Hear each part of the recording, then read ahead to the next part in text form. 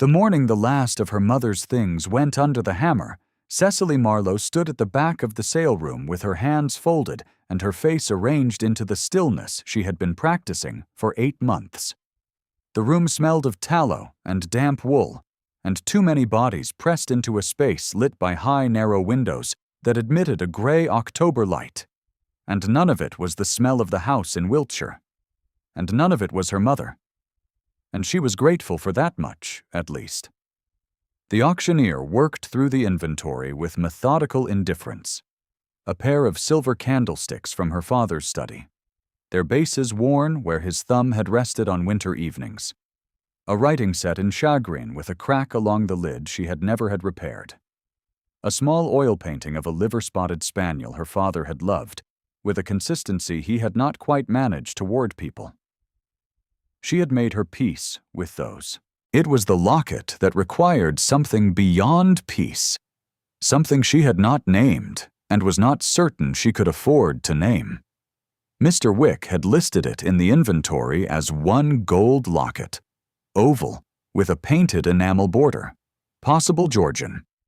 He had estimated its value at 12 shillings, perhaps 15 if the room was generous, and had told her with his careful and apologetic precision that she was not in a position to withhold items of resaleable worth from the proceedings. She had understood. She had placed the locket in the inventory herself, written it out in her own hand, because allowing Mr. Wick to write the words for her was something she could not manage. The auctioneer lifted it now, turning it between his fingers so the October light caught the green and cream enamel border, and called out its particulars to the assembled room, and when he pressed the clasp and held it open to show the miniature inside, Cecily looked at the floor rather than at the small painted face, because she knew exactly what it contained, and the knowledge of it was more than sufficient. From the far side of the room, near the entrance door, a woman's voice, carried in the particular way that voices carry when their owners have never found it necessary to moderate them. That is the Marlowe girl, you know. Lady Honoria Pembridge had arrived without Cecily noticing, which was testament to how completely the locket had absorbed her attention. She stood near the door with a pale young woman in rose-colored silk at her elbow, surveying the sale room with the mild interest of a woman making a brief and educational visit to misfortune. Nothing left to her name now, not even the locket her mother wore to every assembly in the county for 30 years. Miss Cavendish, the young woman in rose silk, murmured something politely and looked toward the window. Cecily did not turn. She kept her eyes on the auctioneer, who had opened bidding at 8 shillings, and on the small circle of light the locket made in his hand, and she kept her face very still, which was something she had been learning to do for 8 months and had nearly mastered. A dealer in the second row raised his hand at 8. A woman in black beside him nodded at 10. A man at the front raised a catalogue at 12. Then a voice from the left of the room said, very quietly, 20. The room went still in the particular way a room goes still when a single voice changes the shape of the air. She turned. She had not noticed him when she entered, and she would think about this afterward. Because the Duke of Asheville was not ordinarily a man a room failed to register. He stood with one hand resting on the back of an empty chair in the third row, his attention fixed on the auctioneer with the expression of a man who has already made his decision and is waiting for the formalities to conclude around it. He was tall and broad through the shoulders and entirely still, and the quality of his stillness was different from the ordinary stillness of a room at rest. It was something held in reserve. It was contained. The auctioneer said, with commendable composure, "I have 20 shillings. Do I hear 5 and 20? No voice answered. "Sold," the auctioneer said. "To His Grace, the Duke of Asheville, at 20 shillings. The Duke did not look at Cecily. He accepted the locket from the auctioneer's assistant on its square of linen and turned it once in his fingers, and his face was closed, and she could read nothing in it at all. If you have ever watched something irreplaceable pass into a stranger's hands and felt the breath go out of you before you could prevent it, you will understand why she did not move for a long moment. Stay close, because this is only where it begins. The late Mr. Marlowe had been, by most accounts, a man of middling fortune and middling prudence. And it was the middling prudence that had undone him. There had been investments, Mr. Wick had explained to Cecily in the spring, that her father had entered into on the advice of a gentleman he trusted, and the gentleman had not merited the trust. And by the time her father's health failed entirely, the investments had done the same. What remained of the Marlowe estate in Wiltshire was insufficient, set against what was owed, to leave Cecily anything beyond a small remainder. Enough for 3 months of a rented room and a few letters of introduction, and not much more. Her mother had died. First. This was the fact around which everything else in her life arranged itself. The way furniture arranges itself around a hearth that has gone cold. Her mother's name had been Frances, and she had worn the locket for as long as Cecily could remember, and when Cecily had been 7 years old and seated on a hard chair in a painter's studio in Bath, fidgeting and openly aggrieved, her mother had told her that she was having her likeness taken so she could be carried close at all times, which was the most useful thing a daughter could do for her mother. Cecily had said this was not useful in any practical sense. Her mother had agreed, and said that usefulness was not the only measure of value. And Cecily, at 7, had understood she was talking about something she would not fully grasp for several years more. Frances Marlowe had died of a fever in April of the previous year. Cecily had sat with her through the last 3 days of it.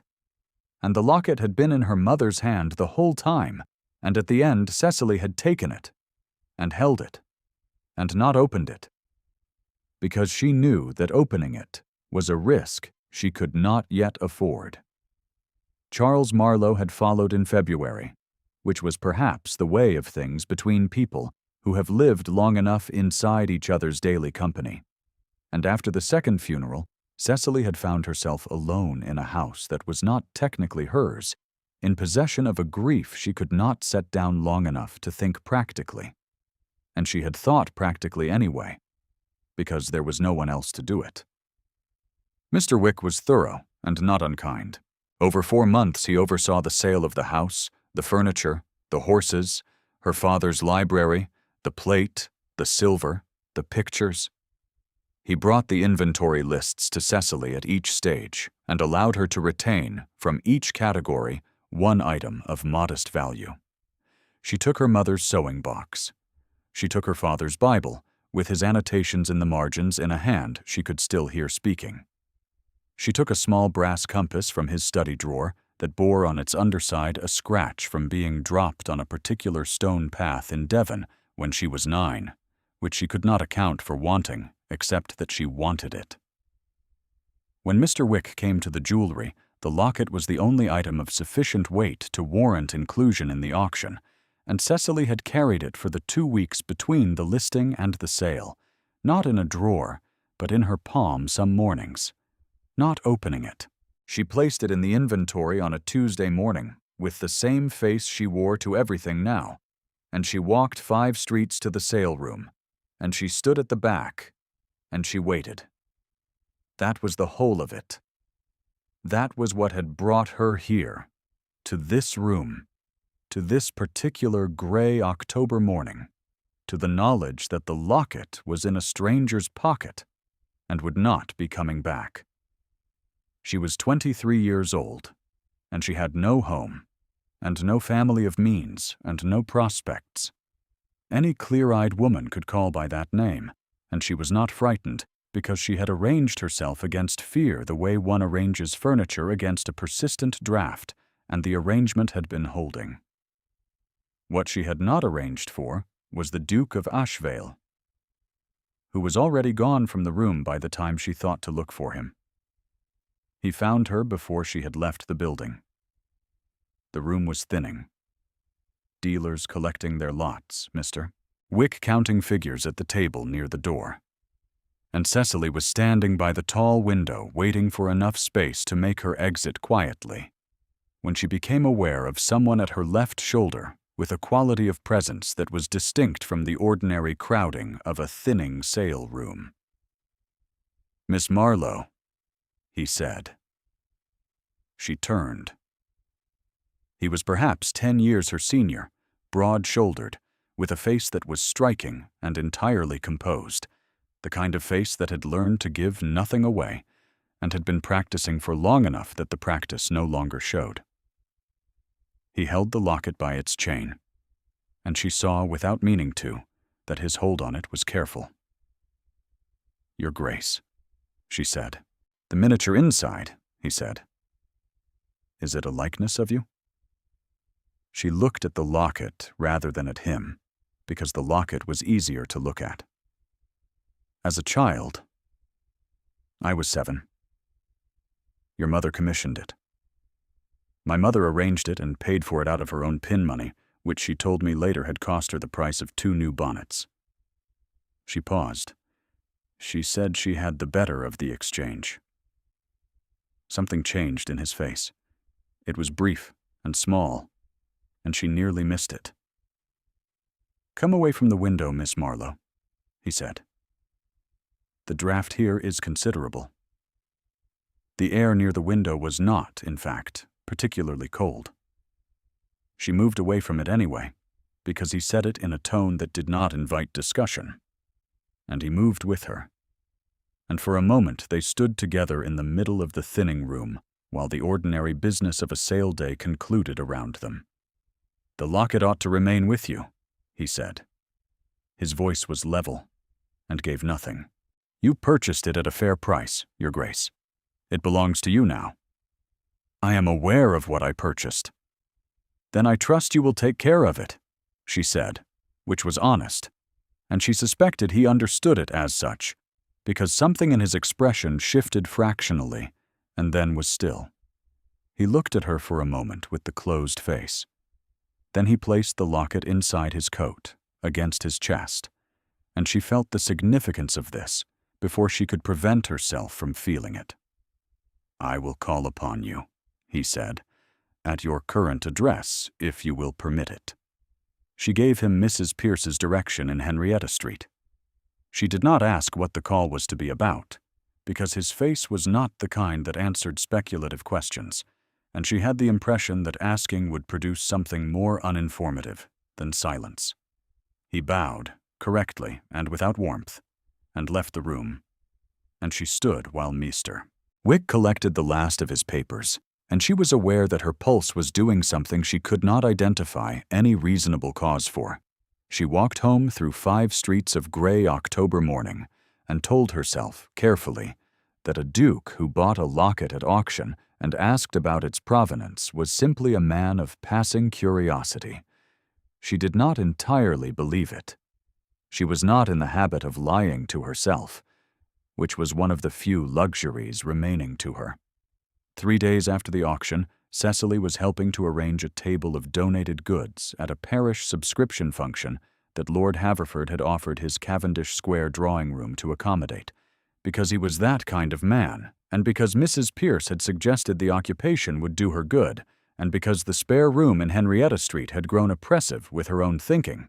She was there as a volunteer, not a guest, working beside a housemaid named Jane, who had been intermittently weeping over a bereavement she had not explained and which Cecily had not pressed her on, knowing the particular privacy that belongs to new grief.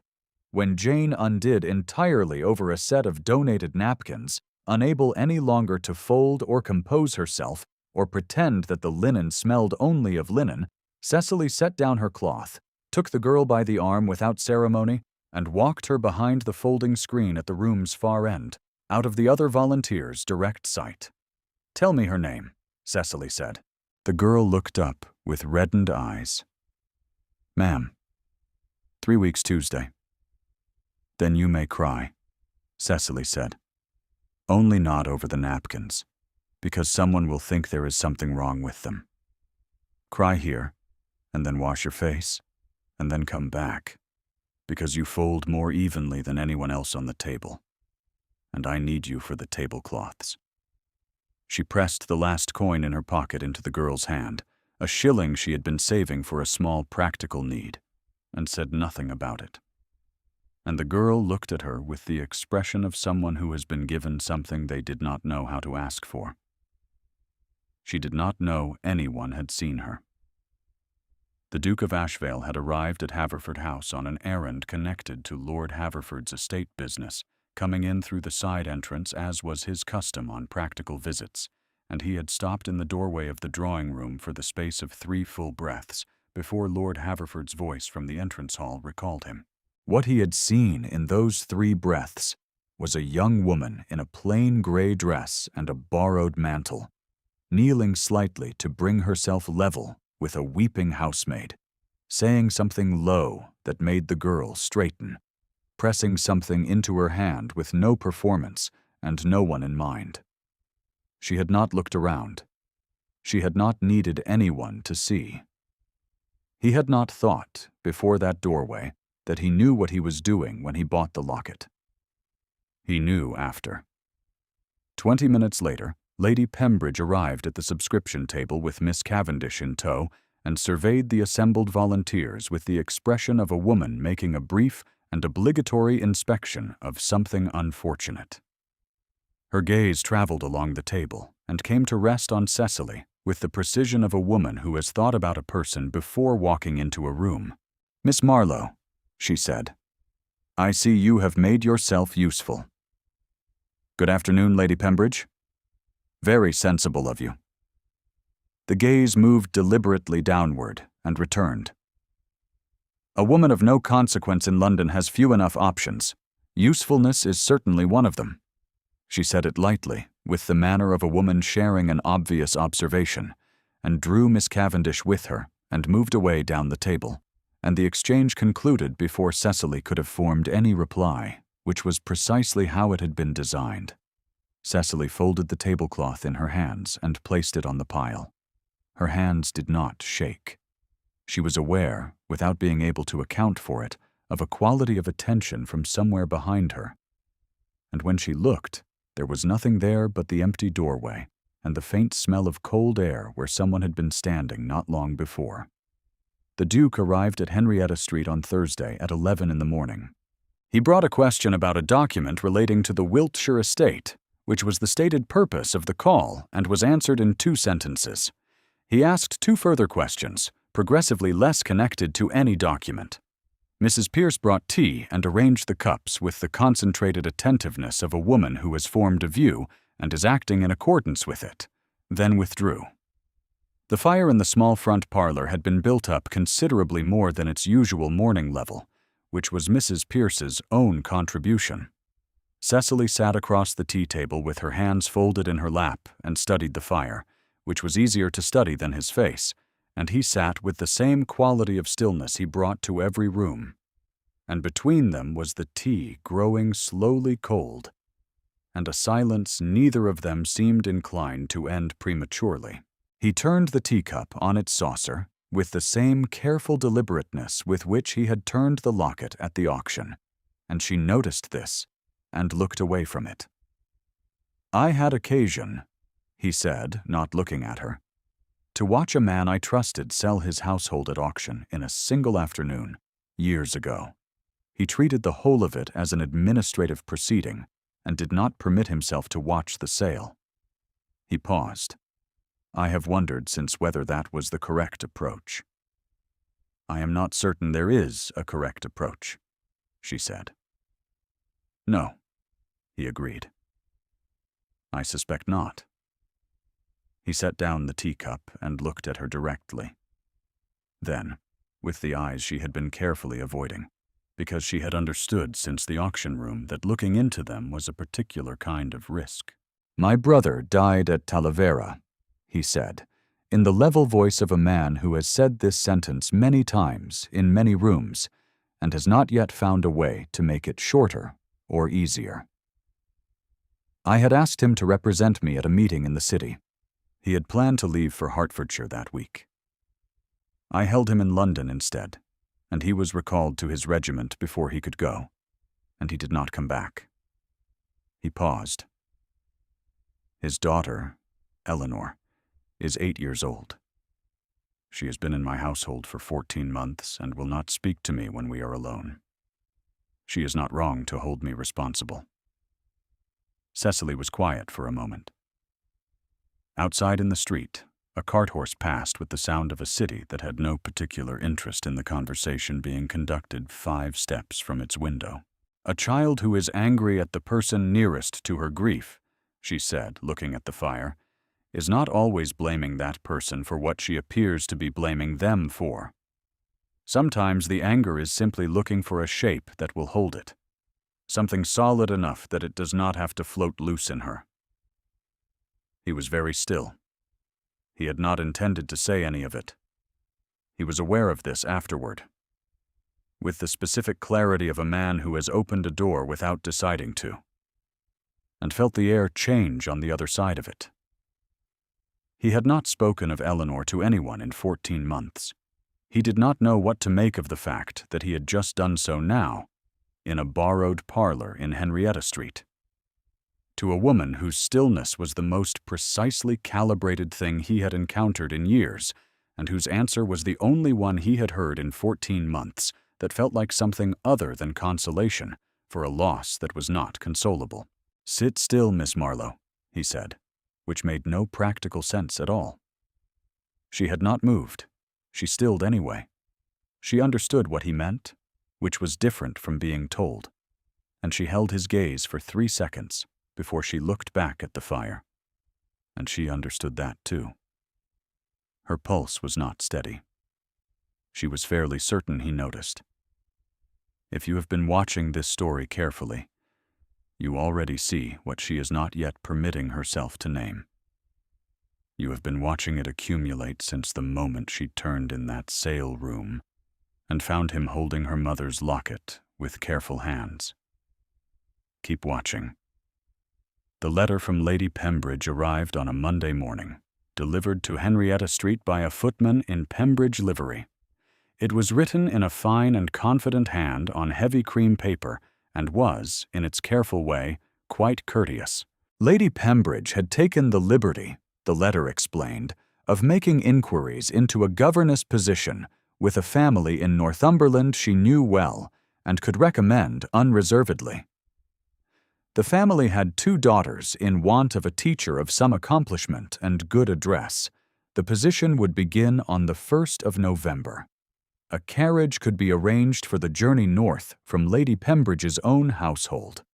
The final paragraph mentioned, as though in passing, that the Duke of Ashvale's engagement to Miss Dorothea Cavendish would be announced at Lord Haverford's dinner the following Friday evening. Lady Pembridge felt only that Cecily should be informed, so she might not find herself in any awkward position with respect to expectations she may inadvertently have formed. Cecily read it twice. She set it on Mrs. Pierce's kitchen table and stood at the window looking at the street below for a long time. A woman passed with a basket. A boy ran after a dog that was faster than he was. The October morning continued without any particular interest in what had just been settled inside her. Mrs. Pierce came in, read the letter without apology, and set the kettle on the range. "She is sending you north," Mrs. Pierce said. "She is telling me there is nothing here to remain for," Cecily said. "Those are not the same thing. They accomplish the same result."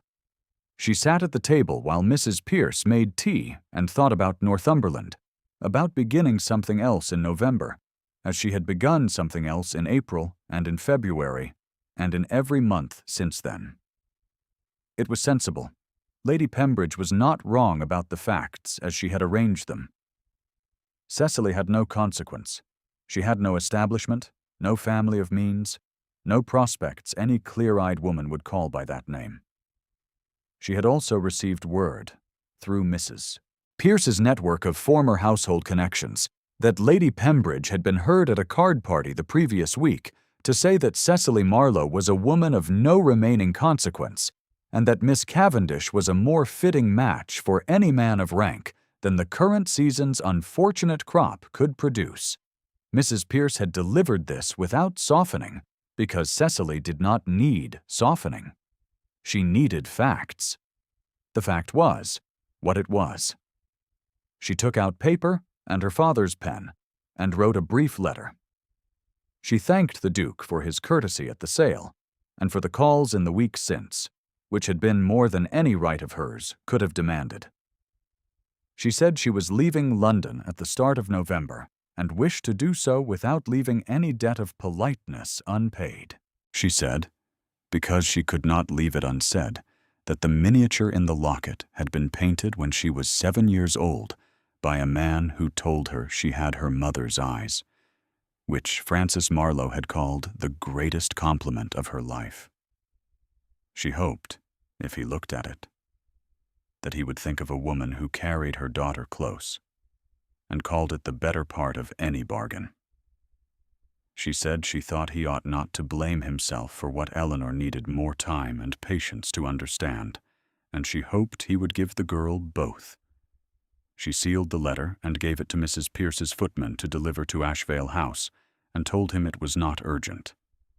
Then she went back to the spare room and opened her traveling case on the bed, and folded the few things she owned with the same methodical precision she brought to everything, and she did not think about what else she was folding away. Lord Haverford's dinner was not, properly, an occasion to which Cecily had been invited. She was there because Mrs. Pierce's second cousin, a widow named Mrs. Grover, had been asked at the last hour to make up numbers, and had brought Cecily as her companion, and the arrangement had been made through Lord Haverford's housekeeper rather than the formal invitation list. This placed Cecily at the edge of the gathering in the particular way that means present, but not quite arrived, which was a position she had been occupying for long enough that she wore it without discomfort. Haverford House's dining room was large and well lit, and the assembled company moved between conversations with the assurance of people who have never had cause to question their position in any room. Lord Haverford himself was a stout and good-natured man who greeted Mrs. Grover with genuine warmth and received Cecily's name with the expression of a man filing something carefully for later use. Lady Pembridge was present. Miss Cavendish was present, in pale gold silk and her mother's pearls, wearing the composed expression of a woman who knows what is coming and has rehearsed her reception of it. The room had the quality of a gathering that is waiting for something to be confirmed. Cecily stood near the far wall with Mrs. Grover and kept her face arranged and thought, with the honesty she had cultivated since February, that this was the last evening she needed to manage. The carriage north was arranged for Tuesday. After that, something else would begin, and she was practiced at beginnings. Lady Pembridge rose before the second course. She had the room's full attention without soliciting it, which was the particular inheritance of women who have never in their lives needed to ask for such things. She lifted her glass. "I believe it is my very great pleasure," she said, in a voice that reached every wall without effort, "to announce the forthcoming engagement of my nephew, Edmund Fairfax, Duke of Ashvale, to Miss Dorothea Cavendish. We are all so very fond of Miss Cavendish, and I know you will join me in wishing them every happiness." The room turned toward Miss Cavendish with the warmth of a gathering that has been expecting exactly this. Cecily looked at the nearest candle in its sconce. It was burning evenly. She fixed her attention on its steadiness and breathed, and she kept her face in its arrangement, and she did not allow herself anything else at all. Then the door opened. The Duke of Ashvale came in without being announced, which was his acknowledged prerogative at Lord Haverford's table, and he came without the quality of entrance a man making a deliberate occasion would have produced. He simply arrived and looked across the room in a single comprehensive survey, and his gaze rested one moment on Lady Pembridge, and then it moved. It found Cecily at the far wall. He walked directly across the full width of the dining room toward her. Not toward Miss Cavendish. Not toward Lord Haverford. who stood at the head of the table watching with an expression of quiet interest. Not toward his aunt, who had announced him engaged to another woman less than 2 minutes before. Across the full width of the room, in the silence that had descended over a table of people watching, something contradicted an announcement in real time. Directly to the far wall where Cecily stood with her hands folded and her face arranged, and her pulse doing something entirely beyond her control. He stopped before her. He was very close. He reached into the inside pocket of his coat and drew out the locket by its chain and held it between them. She looked at it, and at his face, and at the locket again. She took it from him. Her hands were steady, which she did not understand, only that they were. The locket was warm from weeks inside his coat, and the warmth of it went through her fingers and into her chest, and she pressed her thumb to the clasp and opened it. The miniature of the 7-year-old girl was on the left, exactly as it had always been, untouched. On the right side, where there had been only smooth red velvet, there was a ring. Plain gold with a single pale garnet at the center, small and precise and without pretension. The kind of ring a man chooses when he has thought carefully about the woman and not at all about the impression it will make. The room was completely silent. She held it and did not move. She was aware of 30 people and of the candles and of the dinner cooling on the table, and she was aware that something she had been keeping very carefully contained for a very long time was breaking open in front of all of them. And this did not matter in the least. The Duke said, in a voice level and clear, and carrying to every corner of Lord Haverford's dining room, "I am engaged to Miss Cecily Marlowe." 7 words. Certain. Not a performance for the room. A fact. Said in the same room where his aunt had announced him engaged to another woman less than 3 minutes before, with his eyes on Cecily's face and his back, effectively, to Lady Pembridge, and with the authority of a man to whom the social cost of what he was doing was entirely visible, and entirely beside the point. Lady Pembridge said, "Edmund." Once. Her voice had lost its carrying quality. She was still holding her glass and appeared not to know what to do with it. Miss Cavendish looked at the floor. She had that much grace, and it was sufficient. Lord Haverford rose from the head of the table with the unhurried ease of a man who has been waiting for a specific thing and is quietly pleased to see it arrive. "I think," he said with genuine warmth, "that congratulations are exceedingly in order." He raised his glass toward Cecily with a steadiness that confirmed what she had guessed at the beginning of the evening, that he had known something she had not, and had been content to wait. "Miss Marlowe, welcome." The table raised its glasses, not all at once, and not without some adjustment of expressions, but enough of them, enough of the faces that had been turned toward Miss Cavendish now turning toward Cecily, with something that was not quite surprise, but rather the recognition of a thing that had been assembling itself quietly for longer than this evening. The Duke held out his hand. Not a command. A question in the shape of an open hand. She took the ring from the velvet of the locket. She turned it between her fingers and looked up at him. And she saw that his face had changed. The composure was still there, too deeply built into him to disappear all at once. But beneath it was the thing she had been glimpsing all autumn in brief flashes, the thing she had deliberately not named, and she saw it fully now. He had made himself entirely clear. He was waiting. "Yes," she said, quietly. One word. Something came undone in his face, and it was not small, and it was not quick, and she held his gaze and did not look away from it, because she was done now with looking away. He took the ring from her fingers and placed it on her hand with the care of a man performing a precise and irreversible act, and then he stood before her, while the company rearranged itself around the new fact of them, and she held the empty locket in her other hand, and thought briefly and completely of her mother, who had always said that small things were sometimes worth more than their weight in gold, and who had been right about this as about everything else. By the first week of December, snow had come to Ashvale Park, and the long library windows looked out over a lawn gone white beneath a line of dark elms standing against the winter sky, their bare branches holding the low light the way bare branches do in December, as though they have been practicing this all year and are prepared to wait for spring. Cecily sat near the fire in the late afternoon, with a book open in her lap and the locket at her throat and the ring on her finger. And the fire was the kind a household makes when the people inside it matter to it. And the room was warm. The sound of running feet in the upper part of the house had become, in 3 weeks, a sound she listened for, without knowing she was listening.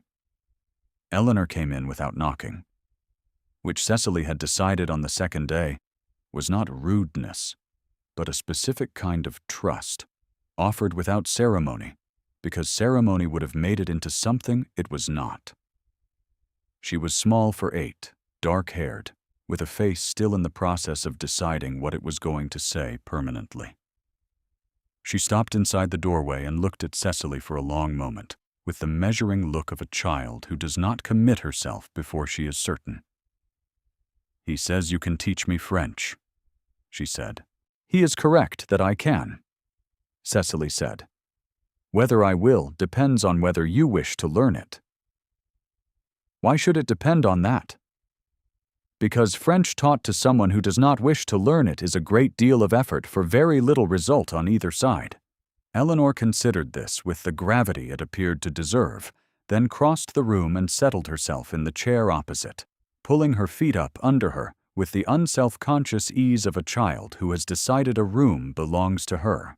She regarded the fire for a moment. "Maisie says you gave her a shilling once," she said. "At the subscription table." "I did. She kept it. She says she keeps it to remember you by. She told me that. I was glad she kept it." Eleanor was quiet for a moment longer, watching the fire.